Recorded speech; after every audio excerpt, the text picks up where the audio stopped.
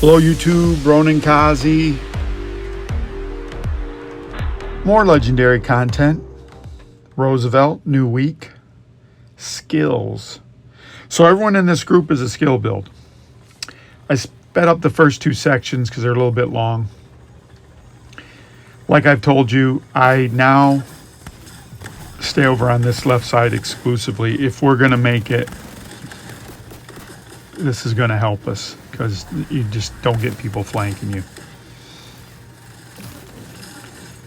The other thing I started talking to you about was free will. Oh, I jacked the voices up. Oh well.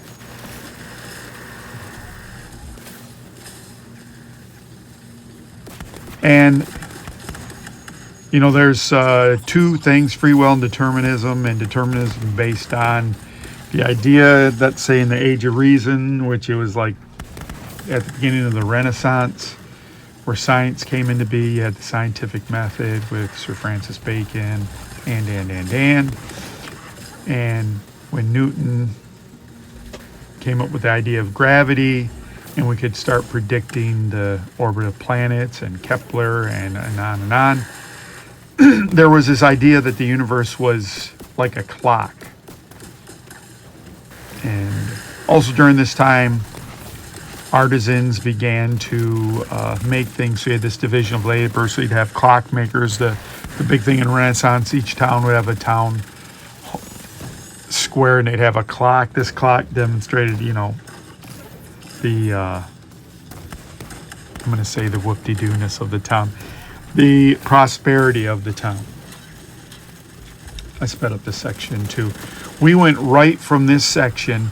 Normally there's like a gap. There's that first section, then this little section, and then you go into the next section. One of the guys ran away and we just followed him over there. Now,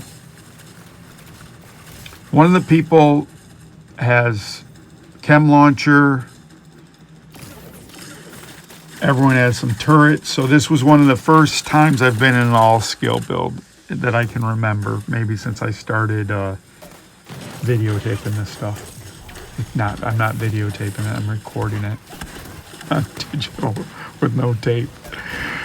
Jeez, I might as well just say I'm Betamaxing it. So free will. So as humanity started to discover the cosmos and the world they lived in, and they could start predicting things. By the way, this is something that, you know, we could do back, but kind of was rediscovered. You ever hear the phrase Dark Ages? That's when kind of humanity, after the Roman Empire fell, like the sharing of knowledge kind of went down, and we had to rediscover all that. That's what the Renaissance basically was.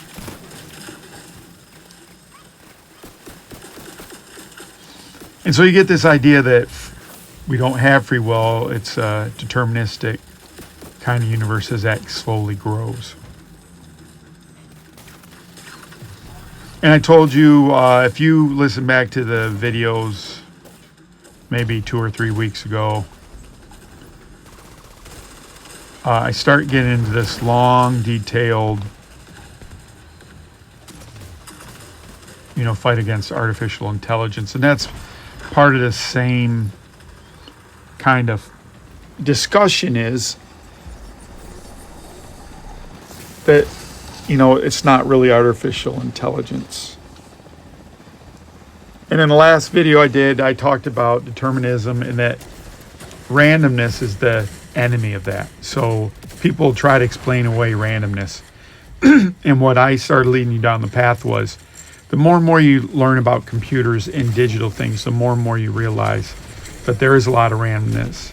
There's a lot of errors that come up. The errors are so routine yet unpredictable that we have to do something in memory called error correction code, because sometimes heat will affect it. And I did some research on failures of memory. Why does memory fail? Why does it need error correcting codes? I only found a couple of really scholarly articles on it. It's not a very well researched, because the mean time between failures of memory chips is really long, and for it to be catastrophic, it's even less.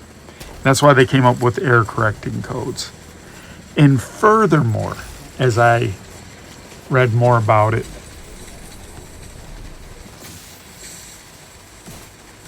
it's just at a certain point things get to be random. And if you think about a computer is ones and zeros, but the ones and zeros are really a set of voltage that is zero and some positive voltage. Yet it's always not like that. So there's always like, well, if it's between, if it's over 4.93 volts and it's less than 5.03 volts, then we'll say that that's a 5 volt. So even the world that you're dealing with, because you don't have digital power coming out of the wall, it's a sine wave. It's analog. And why do you have a surge protector? Because surge protector protects against surges in the lines. And why do power lines get surges in them? And you go back. Now, someone's going to say that storms are all predictable.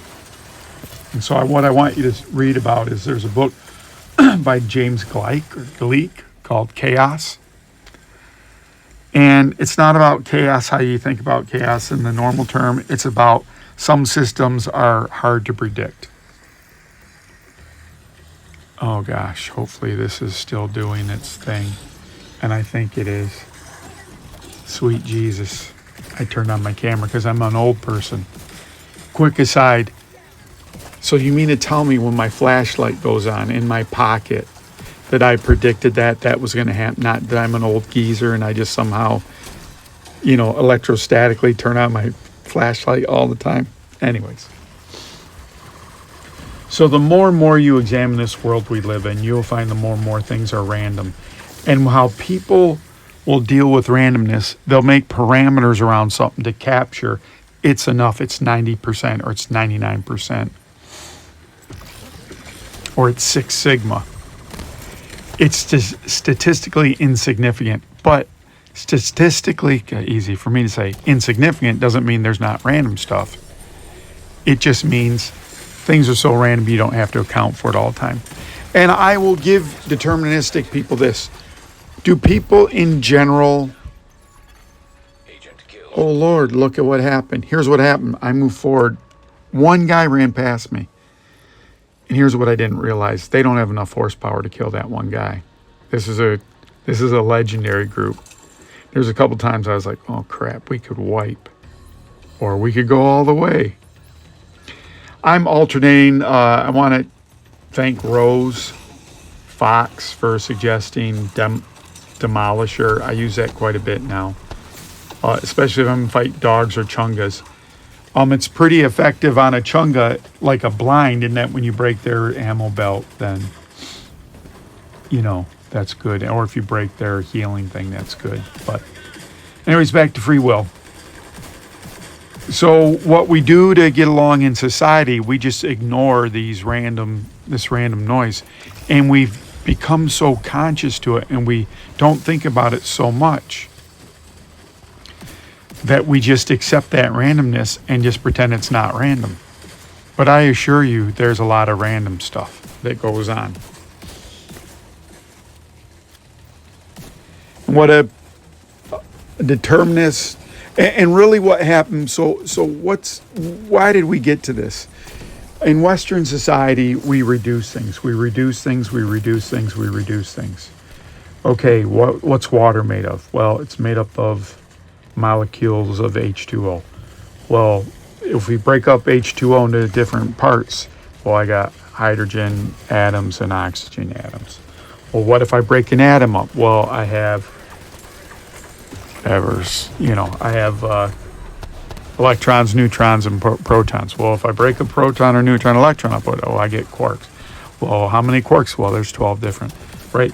So we keep reducing things and reducing things and reducing things. And being a philosopher, having taken Eastern philosophy, and it's going to make a sweeping statement, but I'm sorry, I'm going to make a sweeping statement. And Eastern philosophy is kind of not trying to reduce things, trying to maybe go up levels. So these two different yin and yang, one could say, ways of looking at the universe. and that one tries to reduce things and look at things mechanistically. The other one takes a bigger level and looks at things more organically. But that's not to say that life is black and white, because it's not, and this is what we get back to. There's some randomness.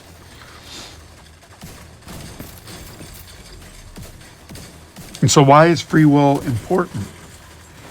Because I think I've told you before, I haven't expressed this a lot, but I've told you before, you want to argue any point, take it to its logical extremes, and you're not going to like where you end up.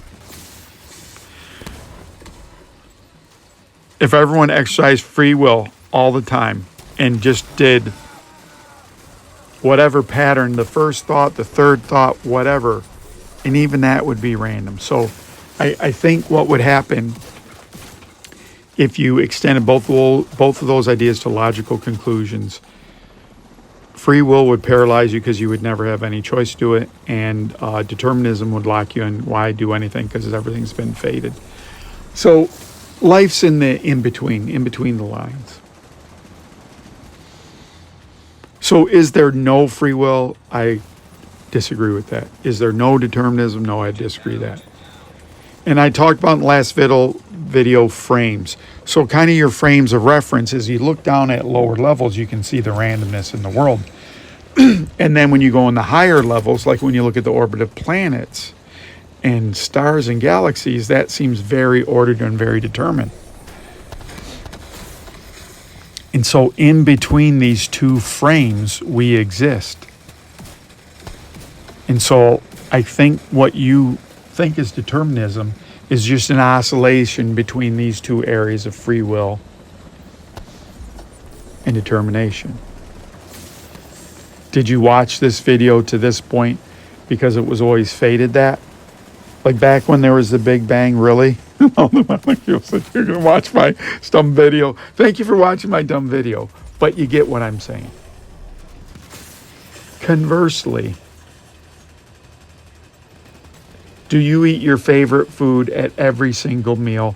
I'd say, is it possible that some people do that? Yes, but it's highly unlikely that people do that. And there's probably a probability. And so here's what I'm going to tie things to quantum. There's probably a probability of people doing the same thing over and over. Or if I have oatmeal in my cupboard. Will I eat oatmeal tomorrow? I don't know. A deterministic person would say, well, we could figure it out if we knew your temperament and we knew. No, right? You don't know. Because you just don't know those things. People aren't wired like that. Now, I'm going to tell you something that's really weird. As I'm telling you that, thought about the oatmeal, I thought about my mom making pancakes. And when she'd make pancakes, she'd make like the long sausages. And she'd cut them up and you'd have that sausage with your pancakes. And I would eat that sausage, smoked sausage, with syrup because that was what was on the plate, right? It mixed. And so there's sometimes where I would say, man, I should have some sausage. And I say, ooh, I should have some oatmeal with it too, because that is a familiar food I had that triggers a memory. Maybe the smell triggers a memory that someone else randomly is having pancakes somewhere. And then it occurs to me, maybe I should have that. And one last defense of deterministic people, when I was listening to a podcast about the person, they said there might be psychological free will. And they didn't explain that. And what I would tell you about a lot of philosophers is they're not going to detail out all the stuff because you can keep going and keep going and keep going. And again, this is what I'm going to tell you. It's another example of the randomness, because like, where do you stop? Do you stop after 7 going down iterations? Do you stop at 13? Do you stop at 42 at some logarithmic number? No, we develop a bunch of things in the world. The law of diminishing returns is at a certain point, what the result I'm getting is good enough. And a pragmatic person would say, In my experience, when I get 80% done of something with something, that's good enough for me. Well, you're making a rule, you're determining it, but again, how do you know if you've done 80%? And it's very hard to measure those things. And so what I would tell you is there's room for both of those. There's not room for you in the group if you're not doing a legendary. Why can I talk over this legendary? Because it's pretty flawless in there. One guy keeps getting disconnected, Sergeant Bacon. Sergeant Porker, whatever his name is. Let me see if I can see his name without fucking the video up. Sergeant Pig keeps disconnecting. But other than that, it's pretty flawless. At this part, I put out an artificer so they can just mow these people down. We go through here pretty easy.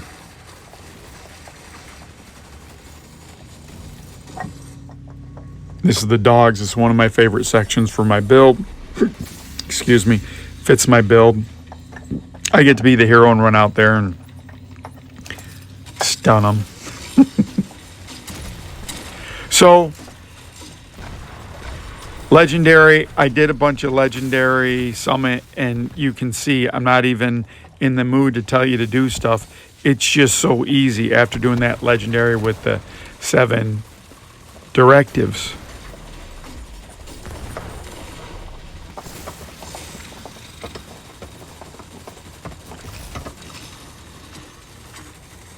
And so what should that tell you? There are some sayings that are probably 80% are valid, you know.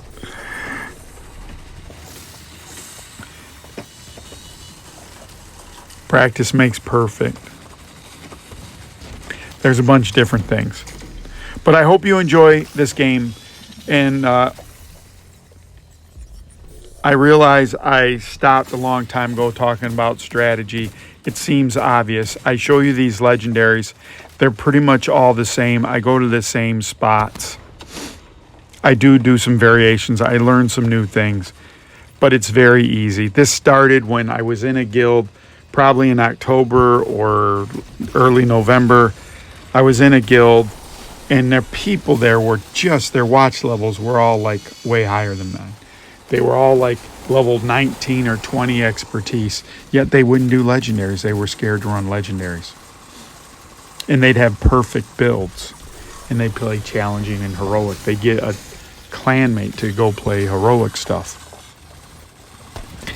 And a group I was in a long time ago back in the division, it was the same way.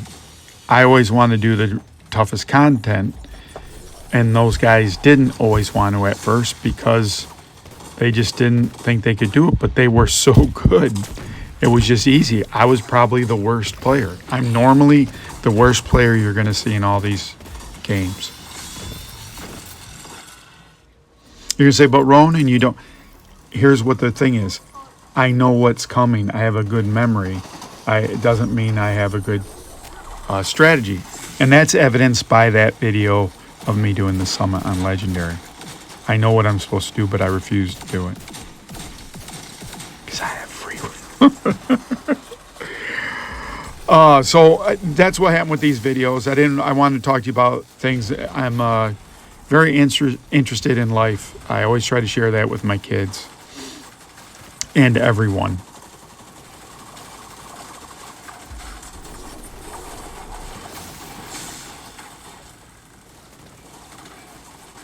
And as I sit here right now, I probably have to thank my mom for kind of giving me the freedom to do this, right? To think about these things. She always cultivated that. And as a parent, that's a really important thing. You want to help your kids, then you have to encourage them.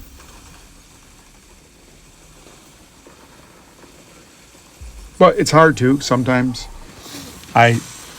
when I look back, I wish my parents were alive where I could just apologize. I would just call them every day and say, I'm sorry.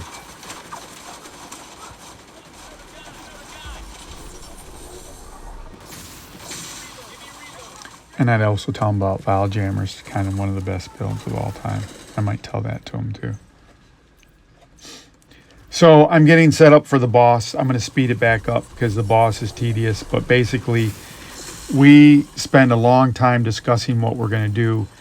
And I think the one guy's French-Canadian or French or something, because he's speaking in that kind of, you know, go over to the yellow things, which is good. But then he was like, don't aggro the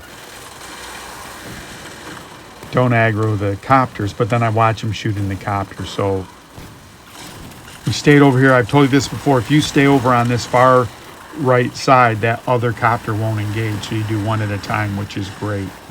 And maybe that's what he meant. And you can see in this group, we have 3 decoys out. So we don't ever get nuked. I mean, that one guy does, but that had to be random, wouldn't you say? So I appreciate you. This normally when I say thanks for watching, subscribing, sharing, clicking on the notifications. I have a group of people: Super Slanky, Sloth Moods, Ultimate Shield, Grenade, Just a Gamer. There are some other people that stopped in for a while, had very detailed comments, really helpful to the community. I appreciate all the people that comment. I appreciate all the people that watch. I appreciate everyone that subscribes.